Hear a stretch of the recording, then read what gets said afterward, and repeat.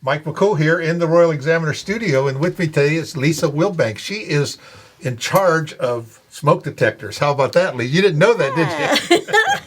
We're in the middle. Well, this is a year-round program, but in the month of April, the fire department has a challenge. They call it 10 a day challenge, and it's a lot of smoke detectors. I thought it was just 10. No, it's like hundreds. So, Lisa, tell us what this program is. Yes, sir. And fill us in. Our 10-a-day challenge challenges each of our staff stations, which we have 9 now, including Chester Gap. Right. We challenge them to inspect 10 alarms, visit 10 homes, educate 10 people, and install 10 alarms, new alarms. Right. So that's 90 alarms a day for 7 days. We're challenging our men and women to install 630 alarms. That's a lot.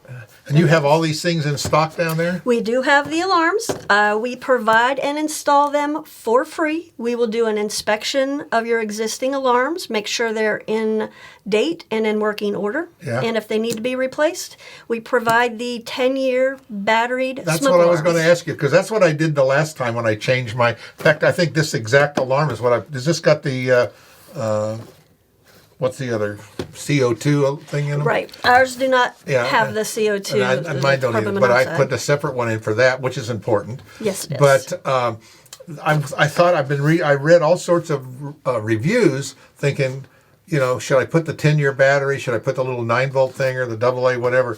And after I got tired of changing the battery at 2, they always go off at 2 o'clock in the morning. Why is that? Nobody knows or anybody cares about a smoke alarm until 2 o'clock in the morning when they're chirping, right? Yeah, at 2 o'clock. Yeah. They're always in the morning. And they're such an important life-saving device. Yes. Average nationally, 7 people die a day in house fires. Right. With a working in-date smoke alarm that will be cut by half. Yes. So 30 years ago, you had 15 minutes to escape a house fire. Right. Now, with the lightweight construction and all the synthetic materials that everything is made of, you have 2. I was going to say, it goes up just like that. Correct. You see these houses, you think, well, how in the world did it catch on fire so fast? And you're right, it's the materials, it's the change. Instead of putting plywood, they got OSB, which is just full of glue, right? And these things go up in flames so fast, fast. So who wouldn't want an early detection? I know. Right? People, when you knock on their door, do they say no? Yes, some do. Oh, shame on you. Shame on you. So we're here to talk about the program, to let everybody know that we'll be in the communities knocking on doors next week. Okay. And you can call the office and schedule it, and that number is 540-636-3830. Okay, and we'll put that in the story as well, put the link. This is really an important program. And, I mean, this is a great program. Who funds this, by the way? These are donated. All the alarms are donated. We can't beat that. That's a lot of alarms. So they could really do this all throughout the year, or just during April? We do throughout the year. It's just we concentrate and have our challenge in April, the week of April. I put 5 of these up in my house. I should have called you. You should have. And these are good ones too. These are good smoke detectors. These aren't some cheapy knockoffs that you're gonna. This is a good brand, and they work. Let's talk about fires and things people can do in their homes. What do you see as the biggest problem people have as far as that these things make these things go off? I mean, other than the house catches on fire, but so having a 3-foot space around a space heater or a kerosene heater, not leaving your candles lit and leaving the room. Dryer fires, don't leave your home when your dryer is going as well. You don't realize that stuff, the lint. That's flammable. Yes, sir. And it builds up quick. And no one moves their dryers out to change that. Not very often. That's what you need to do. Have a 10-day alarm. We're going to clean your dryer. Don't leave the kitchen when you're cooking. Don't leave anything unattended on the stove. Right. Make sure you're disposing of your cigarette ashes or your chimney fire ashes in a metal bucket. Douse it with water. Don't leave it in a plastic material bucket. Oh, yes. Keep it away from your home so that if something does happen, it doesn't catch your house on fire. Well, a couple of years ago, my neighbor I got up at 3 o'clock in the morning, and I woke up about 3 o'clock in the morning. I'm seeing all these. I'm dreaming of these lights are flashing, and they were flashing. I opened my eyes, and there's red and blue, and everything color under the sun.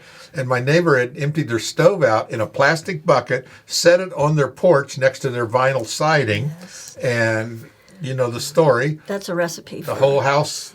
Luckily, it didn't burn down the house, but it did catch on fire and burn up the front of the house, and was all, operator error. I mean, you put ashes, and they stay flammable for a long time. Even though the top layer looks dead, the inside is still glowing, and it doesn't take anything. Just a little wind comes along, and plastic bucket, and it was disaster.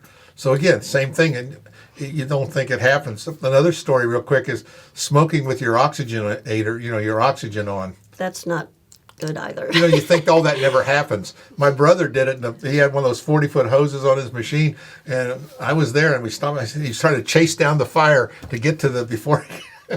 So this stuff does happen. Yes, it does. And we don't think it'll happen to us. But correct. It will. It will. Yes. And we've seen you guys have been pretty active around. We've had quite a few house fires this year. Yes, we have. And that's not good. And Yes, once it starts, there's really all you're in then is the rescue mode and the keep it from spreading mode. Really, what else can you do?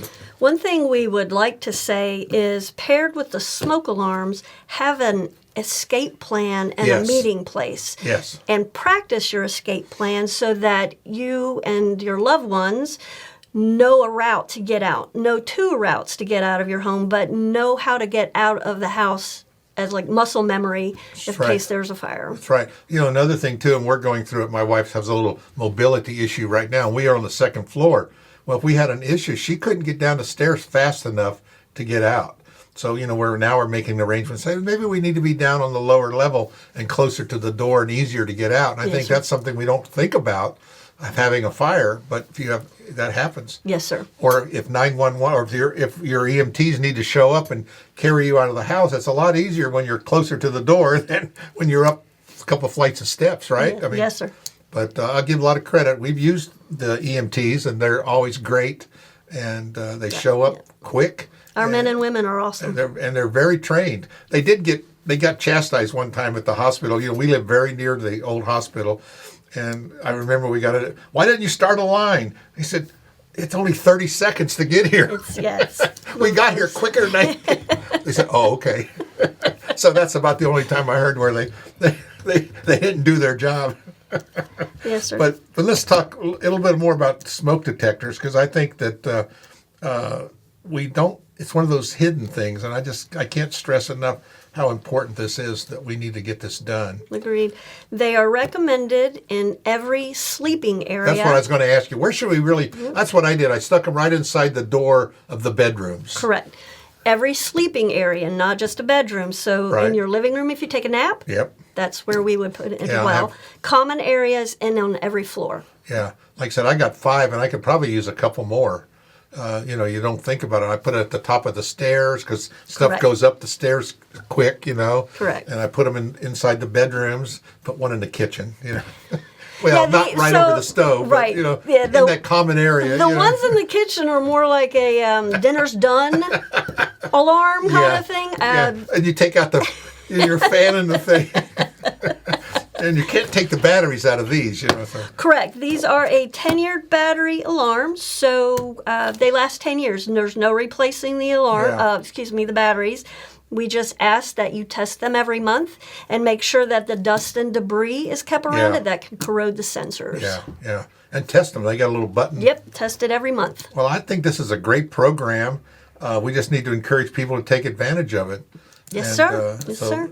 And if you find a flyer on your door, that means we stop to say hey, and you haven't missed us, so that you can call and schedule your free inspection. Yeah, it only takes a minute. Correct. It doesn't take long to put these up. As a matter of fact, it probably takes about 10, 15 minutes to install them once we get started. Yeah. Mm-hmm.